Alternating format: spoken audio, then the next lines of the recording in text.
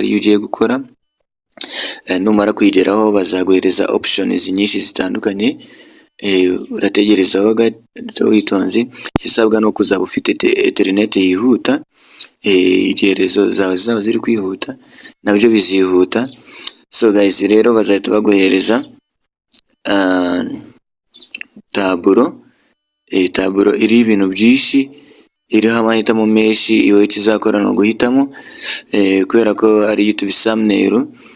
Uzaza ahangaha bazaguhereza amafoto menshi atandukanye, noneho weho uzaza uhitemo thumbnail nziza ubona ko ari nziza, iyo wifuza kuba wakomerezaho. Urugero, reka duhitemo iyi foto.